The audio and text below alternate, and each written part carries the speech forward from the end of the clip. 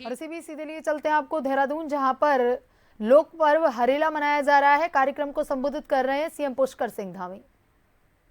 और हर पौधे को बचाना हम सबका कर्तव्य है, तभी हम पर्यावरण के प्रति जो हमारा विकल्प रहित संकल्प है उसको सिद्धि तक पहुंचा सकते हैं। हमने इस पर पहली बार कुछ नवाचार भी किए हैं। हर एक वन विभाग के डिवीजन में जितने पौधे लगाए जाएंगे उसके आधे पौधे फलदार लगाए जाएंगे भाइयों बहनों।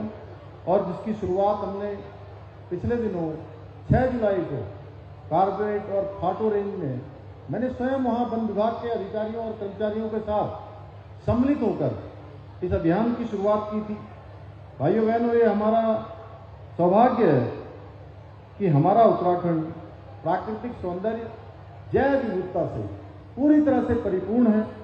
हमारे यहाँ जहाँ घने जंगल हैं, 70% भूभाग हमारा राज्य का 70% से भी अधिक, 70 से अधिक है, 69% हमारा भूभाग वनों से आच्छादित है।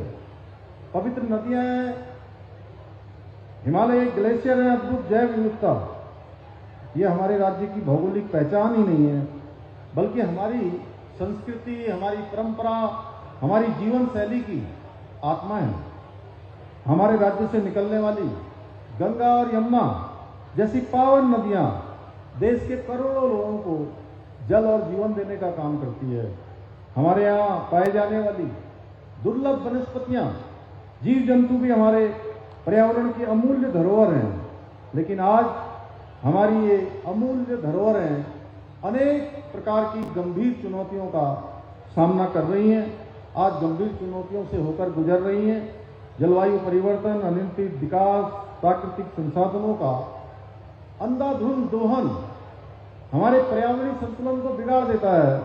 इसके लिए स्थानीय कारणों को भी दोष नहीं दिया जा सकता। ये संकट आज केवल हमारे सामने ऐसा नहीं है, ये संकट आज एक वैश्विक समस्या बन गया है, जो जीवन शैली और ऊर्जा के अत्यधिक उपभोग का परिणाम है, जिसने ग्लोबल वार्मिंग, जलवायु परिवर्तन जैसी गंभीर समस्याओं को जन्म दिया है। अतः हमें अब पर्यावरण संरक्षण की दिशा में बहुत सामूहिकता से काम करना होगा। केवल एक दिन हरेला पर्व या अन्य पर्वों पर केवल एक पौधा रोपण करके औपचारिक होकर इतना भर करने से हमारा काम नहीं चलने वाला है। भाइयों बहनों, भारतीय संस्कृति में हमेशा से प्रकृति को मां के रूप में पूजने की परंपरा रही है। यही कारण है आज आदरणीय प्रधानमंत्री जी ने उनके नेतृत्व में प्रकृति की रक्षा, पर्यावरण संरक्षण की दिशा में अनेक ऐतिहासिक कदम उठाए जा रहे हैं।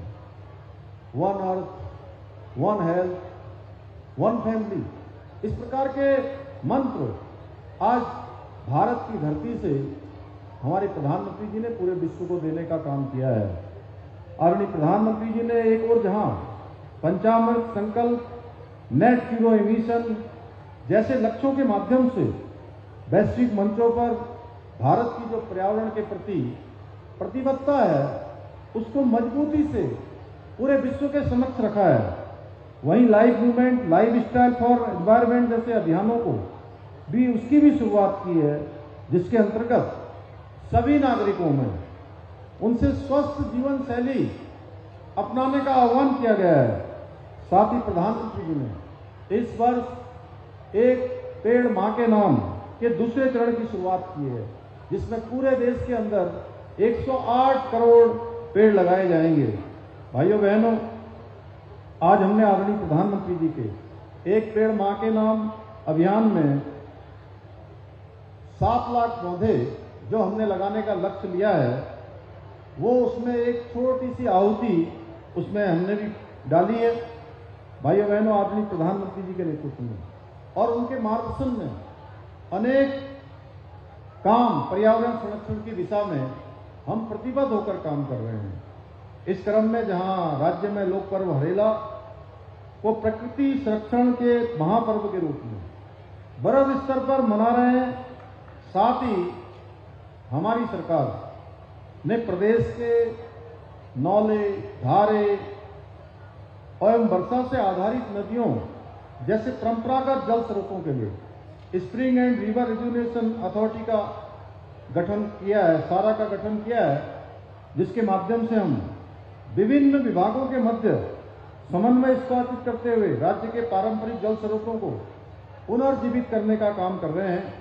और मुझे आज इस अवसर पर आप सबके बीच में ये बताते हुए प्रसन्नता हो रही है कि विगत एक वर्ष में इसके माध्यम से हमने जहां एक और प्रदेश के लगभग 6500 से अधिक जल स्रोतों के संरक्षण एवं उपचार का सफलतापूर्वक संपन्न किया है, वहीं 3.12 मिलियन घन मीटर वर्षा जल का संचयन कर जल संरक्षण की दिशा में भी एक महत्वपूर्ण उपलब्धि हासिल की गई है।